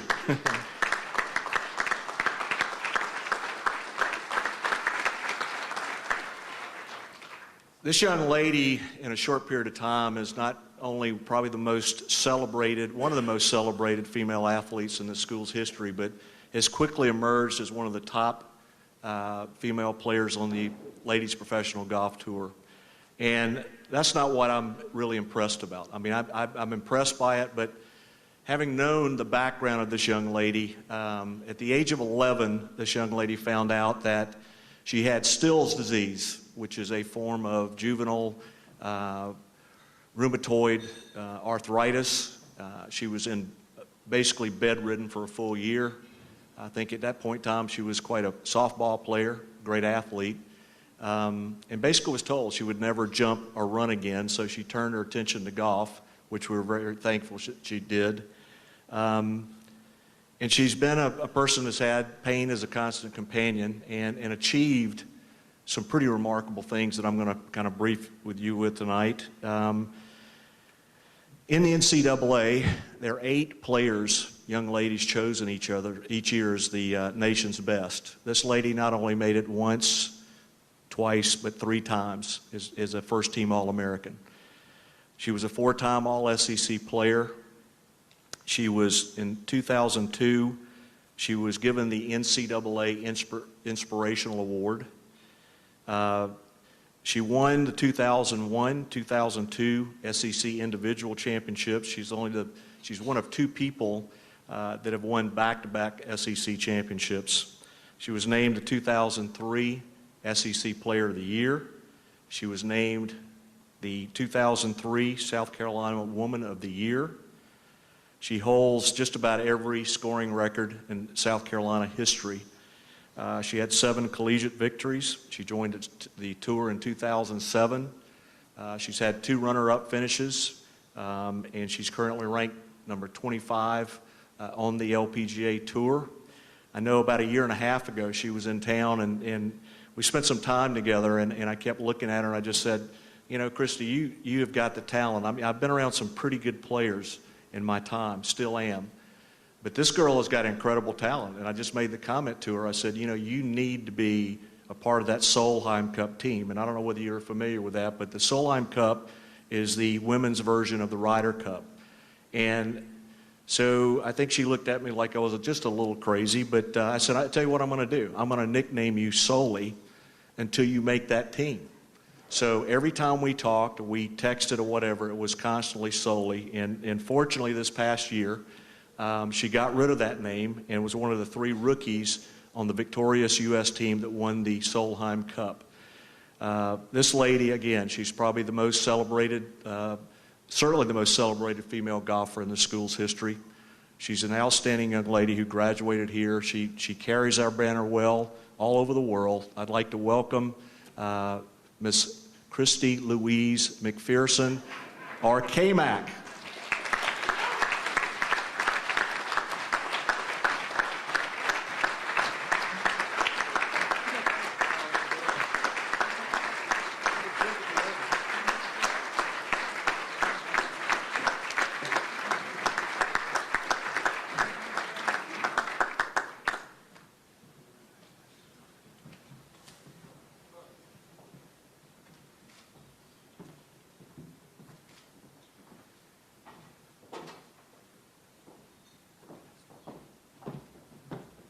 Pretty sure my roommates in the back there put you up to that Louise comment.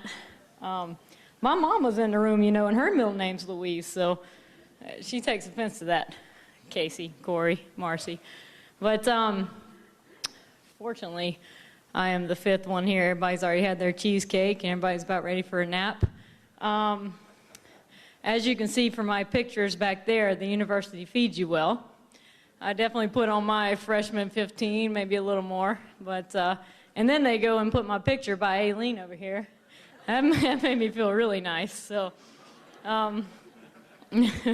so it's obviously it's an honor. It's tough to follow Doug up here. I think you made everyone in the room cry. And but I was lucky enough to be from South Carolina, and growing up, I actually thought I always was going to go to Furman.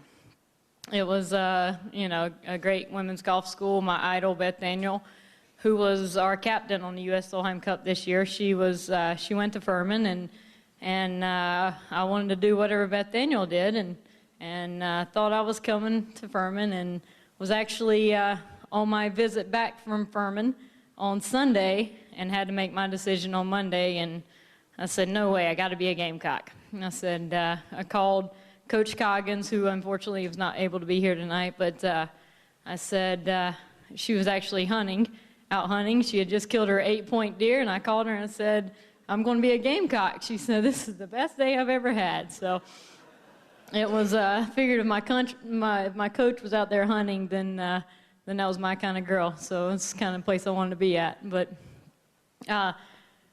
4 years here was really the best 4 years of my life. I was very fortunate to have such a good team. My teammates, I dragged them here tonight. 3 of my teammates back there and some high school friends of mine who came here. They kind of made it hard not to come to South Carolina.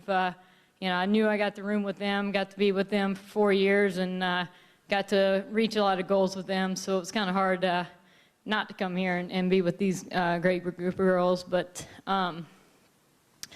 can't say thank you enough, obviously, to my parents who, yes, I know. But my parents made every sacrifice there is. I'm the baby of 4, and the baby always gets their way, right? So my mom and dad they did whatever they could to save every penny. It's not easy playing junior golf.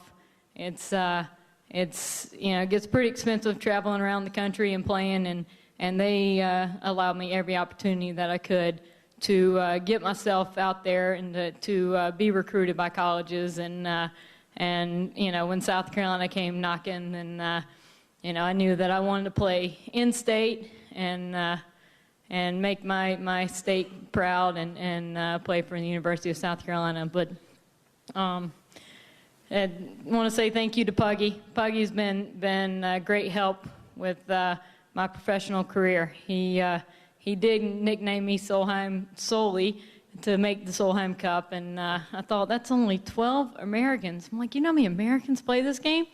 And, it made me want to work hard to represent our country and to be able to play for that. And, I'm looking forward to hopefully a long career on the LPGA and hopefully playing back for the U.S. Solheim Cup team in 2011 again. So I want to say thank you to the Letterman's Club, obviously, for nominating me and inducting me tonight. It's really a true honor. It was a shock to get I was in France playing, and Puggy gave me a phone call and said, congratulations, you're being inducted into the South Carolina Hall of Fame. And I was really shocked. I was like, isn't that for old people? But obviously it's not, Doug. But I was really shocked. It was not, didn't really expect it, and it's a true honor to be here and to represent the University of South Carolina every day that I'm out on the golf course. Every state, every country that I play in, I like to always have my Gamecock hat on, always have Cocky on the bag. He definitely sees the world. So it's a true honor to be here tonight, to be with all you guys, all the wonderful athletes here. Congratulations to all of you, and thank you for all of you who have made it possible. And I am proud to be a Gamecock, and everywhere I go, I bleed the garnet and black. So we got an awesome football team this year. I think everybody really wants to talk about Marcus Lattimore. I think he might be the next Big George. George is a good friend of mine, terrible golfer, but he's a good friend of mine, and obviously great athlete here at University of South Carolina. And I think we have that kind of football season to look forward to this year, and it makes me proud to be a Gamecock. So thank you for having me tonight, and thank you for a wonderful 4 years here.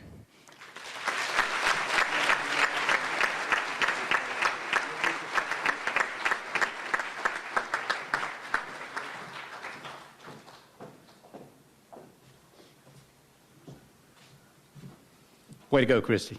Congratulations. The next person we're going to have up here to present to you, our next inductee, was an outstanding football coach and director of athletics at the University of South Carolina back in the 1970s, early part of the 1980s. Ran a first-class program, and I got to tell you, just from being involved in the Association of Lettermen for many, many years now, so many of his recruits, not only did they come in and be fine athletes, but they're just great people, and that's what he recruited. He recruited a Heisman Trophy winner, George Rogers. He recruited so many players who enabled him to get 2 of the biggest wins in the history of the University of South Carolina football program. One in the big house at Michigan in 1980, 17-14, and never forget the crowd at the airport.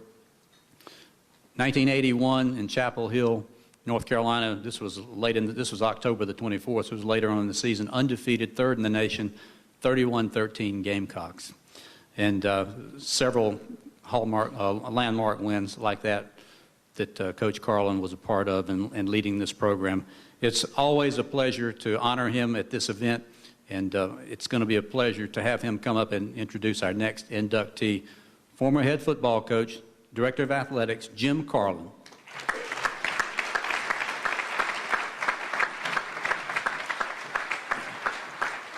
First of all, let's stand up. Everybody, you get a dead end if you sit there too long. Stand up, just stretch a little bit.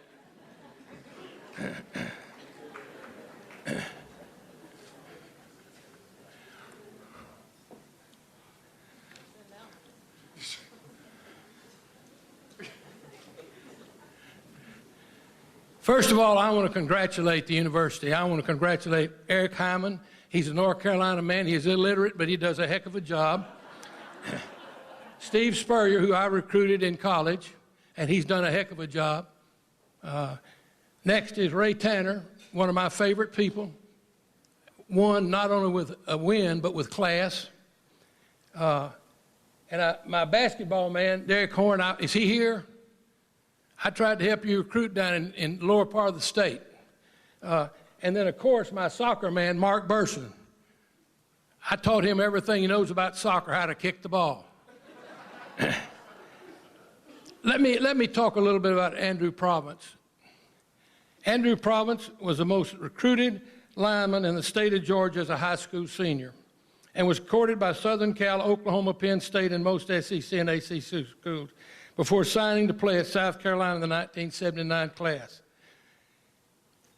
Andrew's brother Jerome was also a Gamecock player and a four-year letterman. And where is he tonight? Is he here tonight?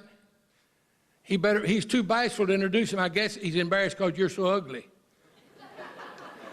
Okay. And Jerome was a strength and conditioning coach while Andrew played with us.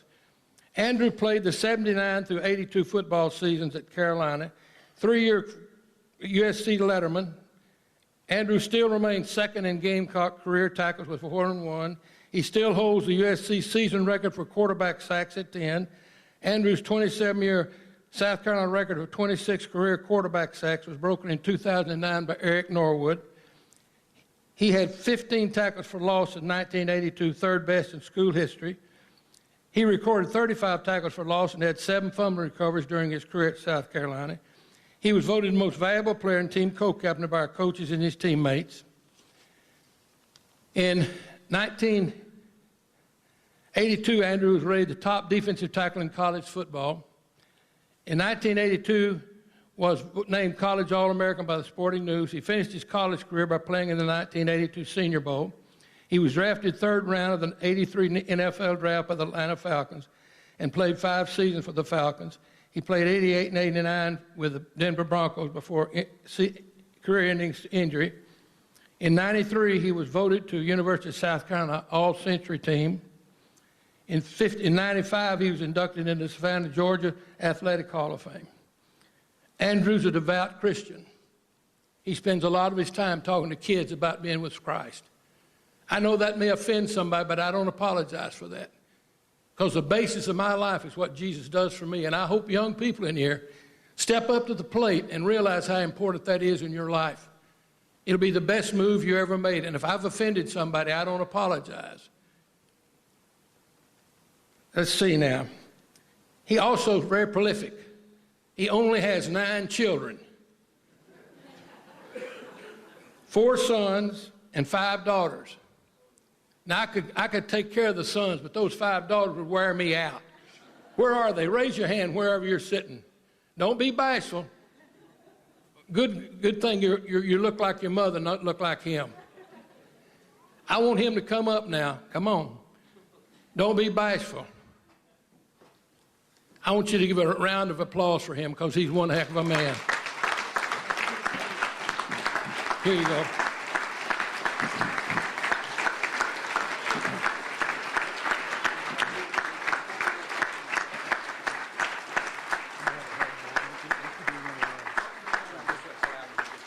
Okay. You want him right here? Let me get between him. Let me get my glasses off where I can't see. Okay.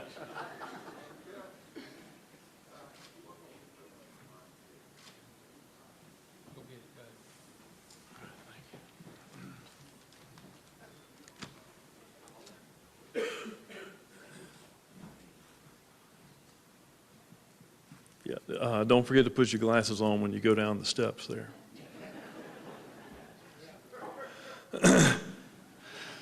Well,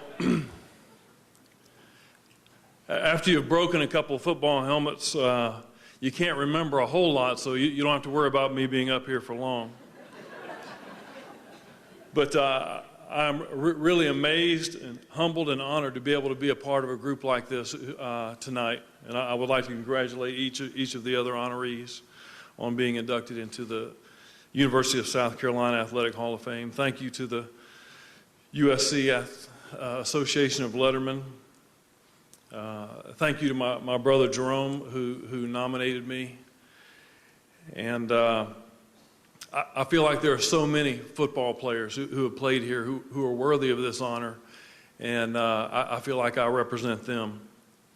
When I was at South Carolina, as we've already heard, there were so many committed coaches, teammates, university staff who spent endless hours providing an opportunity for us to be successful, and I would like to think that I represent them more than myself. The reason I grew to love football really was through watching Jerome play, my older brother. He was also recruited by many schools in the country, and after shattering his ankle his senior year, most schools stepped away except for the University of South Carolina. And after Jerome signed a scholarship here, and at 12 years old, I began coming up here and watching the Gamecocks play. I became a true Gamecock fan. And one of the things that really impressed me was how Coach Carlin treated me before I was even a college recruit, treated our family, and the way he treated the players at South Carolina. And I really enjoyed my trips up here to Columbia from my hometown in Savannah as a kid. There were so many players that were recruited here from the north. I'd never met many northerners from New York and Boston and Pennsylvania. And every time I would visit the Roost as a kid and go to my brother's dorm room, they were always laughing and joking and talking in those northern accents. And they were just having a great time. And I said, you know what, this is a fun place. And but Jerome is really why I grew to love football. And his signing here is what led me to love South Carolina. Also, I have another brother here, Larry, who was a teammate of mine here at the University of South Carolina. And I just also like to thank Larry and his wife, Linda, and I see their son, Philip, there, and his father-in-law, Don Ward, for the opportunity they've given my son, Drew, to play college baseball at North Greenville University. And I just want to mention him. This year he was, in his division, was voted National Pitcher of the Year. Hey, Drew, would you mind raising your hand there? Yeah, all right. And all of these daughters and sons are all Children of the Year every year. And they're awesome. They make me look good as a dad. And I would like to thank Frank and Fran Cornell, my wife Angie's mother and father, who are here. And there have been many times over the last 27 years since I've left South Carolina that my back has been against the wall with very challenging situations. And they made sure they were between me and the wall. And so I may not even be here tonight without the support I've had from Angie's parents. And then Angie, how you've had 9 children and still look like one of our children, I don't know. She may be the most amazing athlete in the room. And she is...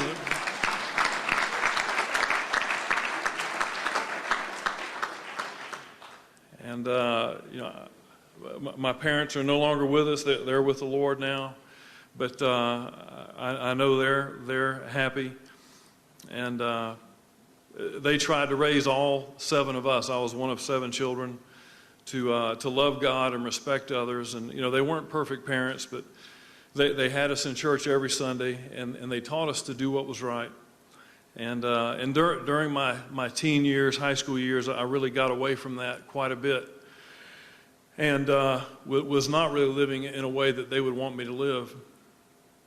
And after I signed with the University of South Carolina, one of the first things that Coach Carlin did was he took the whole team to church, and that was unusual.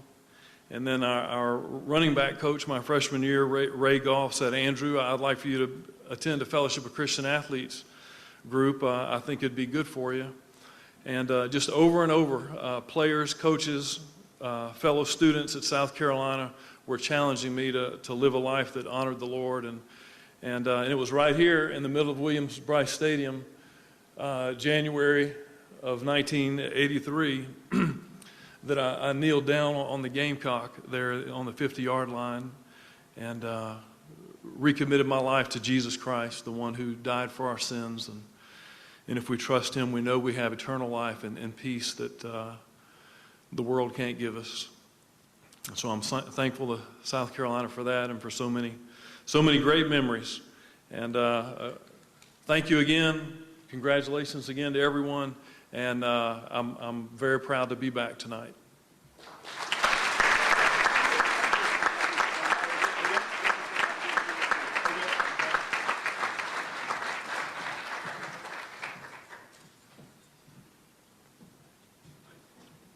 Congratulations, Andrew. Over 400 tackles. Mercy. In the mid-1950s, there was quite a recruiting battle brewing for a great running back from the state of Virginia.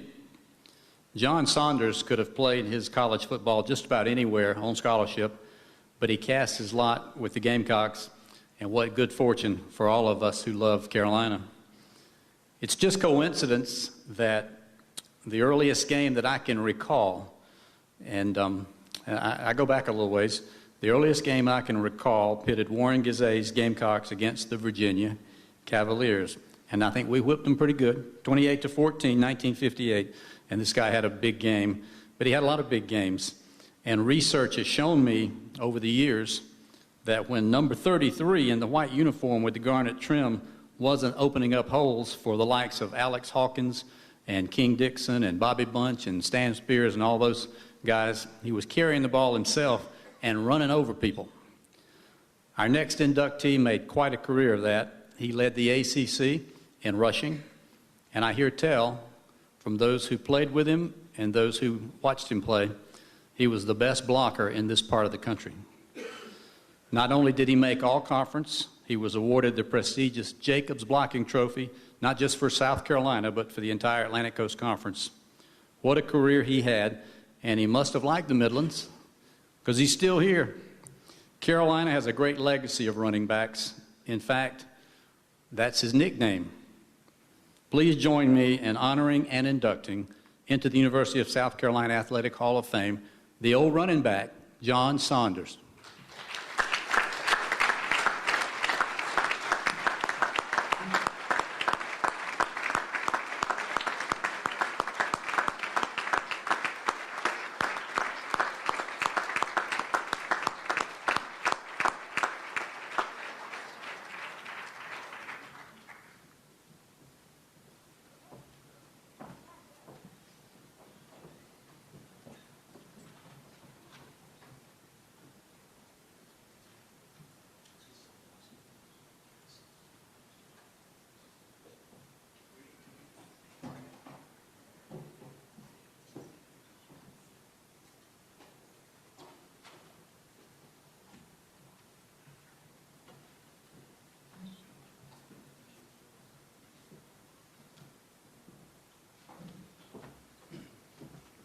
Good evening. I think there was a little confusion there. I am not John Saunders, who Tommy's just shared with. I'm John Jr. It's tough enough to go after this crowd, but to follow Coach Carlin and Andrew Province, wow, what a hill I have to climb. I just want to take a couple minutes. I have about a 40-minute speech that Tommy just said I got 4 minutes, so I'm going to improvise. Dad actually wrote a speech for me. Mark, if you'll hold that book up, that's the speech Dad wrote for me. But again, Tommy kind of cut that short. But I do want to talk about my dad a little bit. Very, very proud of my dad.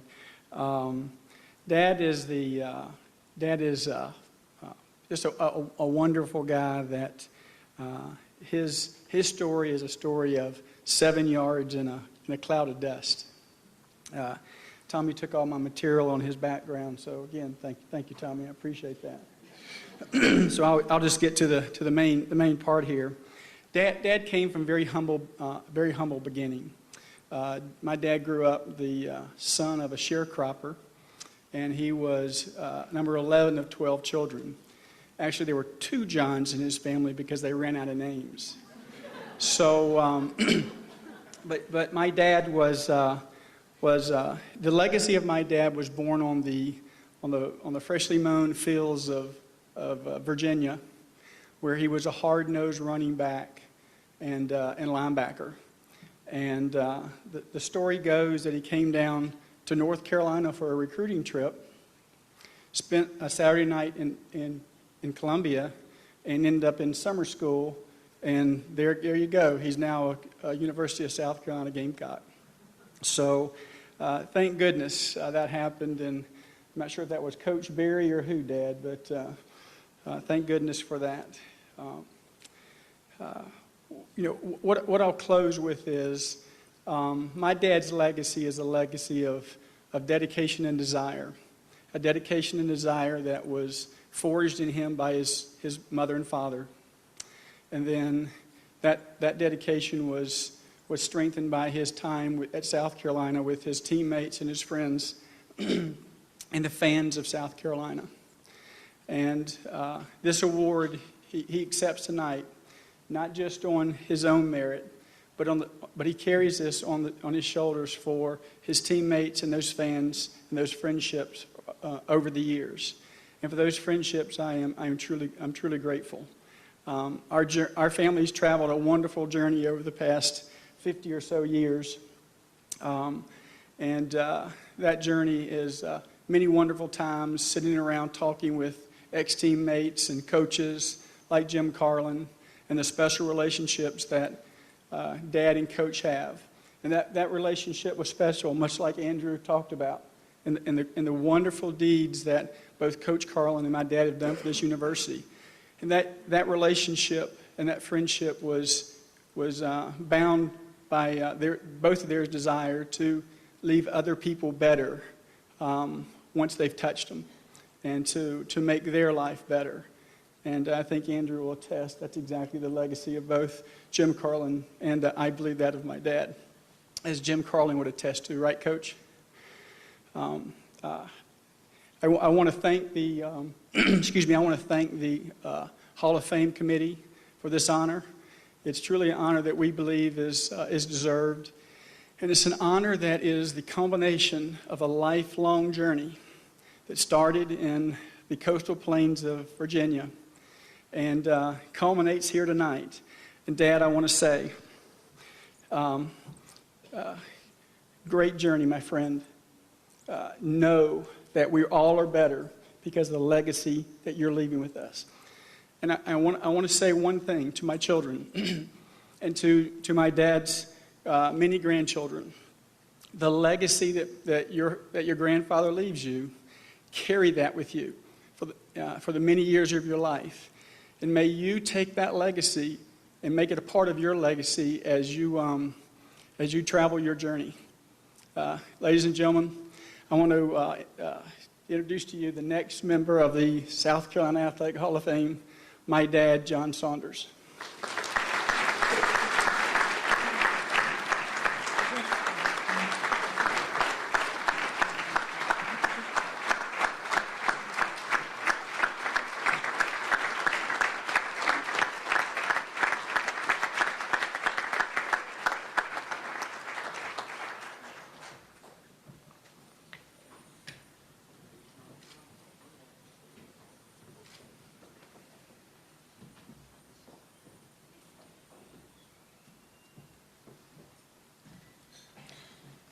Thank you, son. I appreciate that.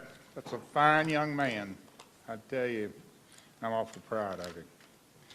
Now, Tommy, you like to deal with figures and statistics. What is the shortest presentation you've ever had in this organization? 2 minutes. Well, you're going to see one shorter than that.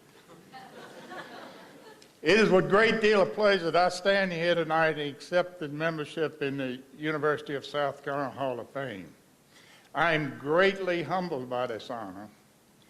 I am also reminded that I did not accomplish this alone. It was the effort of many of my teammates and some who are here tonight, and I'd like for you to stand as I call your name. Buddy Nidifer, King Dixon, Dwight Keith, Jim Merck. He claimed to be a god, but he was awful small. Ed Pitts, Bill Jury, Wayne Basking, and Phil Lavoie. Did I miss any?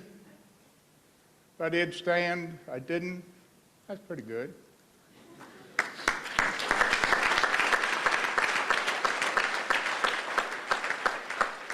I thank the University of South Carolina for making this possible.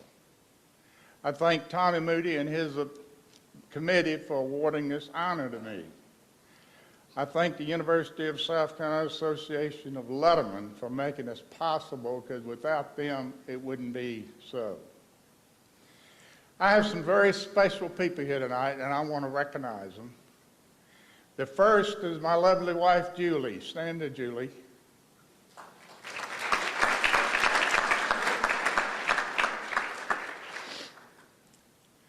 There are some special people I want to recognize in my family, and would all of my family members please stand? I'll get up. All right, all right. Now, would my special friends stand, please? Don't have any? Thank you, thank you.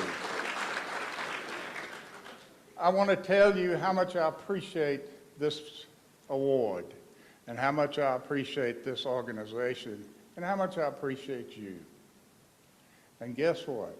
That brings to the close of my presentation. How about that, Eric?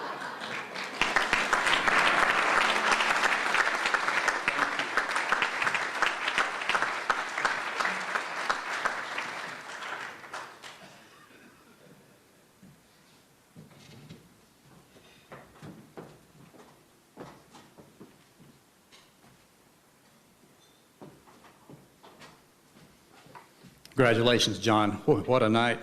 What a night this has been. Our final inductee of this great night. Well, you all know what can happen when we assume.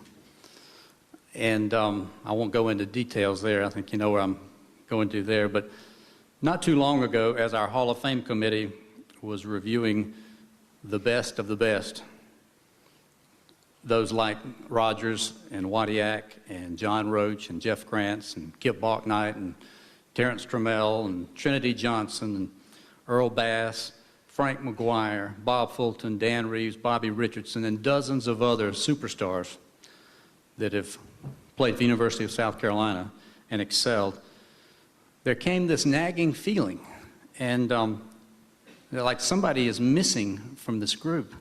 And the reason being, we discovered later, for years it was assumed that Weems Baskin was already a member of the Hall of Fame, and maybe that's because of some of the following things. He was 90 and 47 as a dual meet coach at the University of South Carolina. He coached from 48 to 69. He was an administrator for a few years after that before retiring, but a great track and field coach at Carolina. Weems Baskin, a former president of the National Collegiate Track and Field Coaches Association, a member of the South Carolina Track and Field Hall of Fame, a member of the state of Georgia Track and Field Hall of Fame, a Helms Foundation Track and Field Hall of Famer, and a USATF Track and Field Hall of Famer, At Auburn University, in 1927, Weems Baskin was the world record holder in the high hurdles. He made the Olympic team in 1928 because of an injury, could not participate. Weems Baskin is no longer with us, but that fact makes it no less an honor to tell you, all of you that didn't already know, how great Weems Baskin was as an individual and as a coach, and obviously as an athlete. Coach Baskin is represented here tonight by his son, Weemy Jr., and Weemy's wife, Elaine, and we're also just really glad to have Weems Baskin's daughter, Ann, as well. And did I leave anybody out that's a family member here? I want all of you to come on up and accept this Hall of Fame plaque on behalf of your dad. Please help me in welcoming the latest Hall of Famer, University of South Carolina Hall of Famer, we got it right now, Weems Baskin.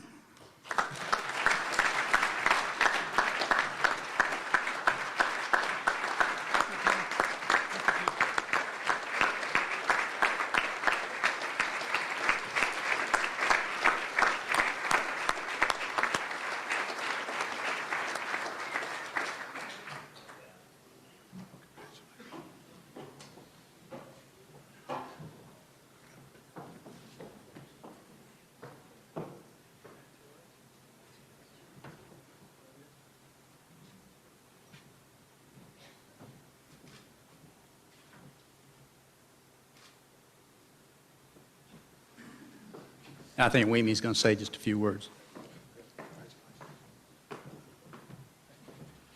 Boy, you guys did a great job tonight, and we thoroughly enjoyed it. And this will be brief. We've got some of our teammates out here tonight, like John Saunders, and you guys have already stood up. But one thing about my dad, he could get you to play hard. Wow, scare you to death. But one thing I got to say about him, he ran for New York Athletic Club, so he had days in Hollywood. He was a flashy dresser, and his days in New York running Madison Square Garden. And in his youth, being such a flashy dresser, they used to ask him, was he Clark Gable? And he said, no, I'm not Clark Gable. So in his older years, they would come up to him and ask him around here, are you Strom Thurmond? So he was quite a guy, and we loved him, we miss him, and we thank so much for this honor tonight from the Letterman's Association. Thank you for a great night.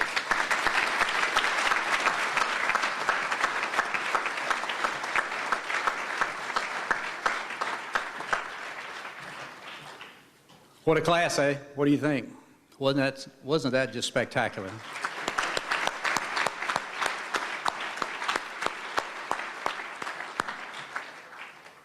Again, I want to thank Tony Carl and Jack Wilson from the Gamecock Club for putting all this together here tonight. It's just a wonderful event. And I don't know if we could have done any better on a Hall of Fame class than we did tonight. I want to thank you all for being here. Be safe on the way home. And just to steal a page from Coach Baker's prayer at the Touchdown Club a few years ago when the Georgia Bulldogs were coming to town. Other than that, it's Furman coming to town. But Lord, may all Georgia's will substitute Furman's fourth downs be 3 inches short. And we again want to welcome our friends from Furman. Thanks for being here to honor Doug Allison and his family that has traveled so far, and his brother coming from England, and by the way, from one Scot to another. Congratulations. But again, thanks to everybody for being here. It's been a great event. You helped make it possible, and especially you have made it possible. Congratulations, our 2010 class at the University of South Carolina Hall of Fame.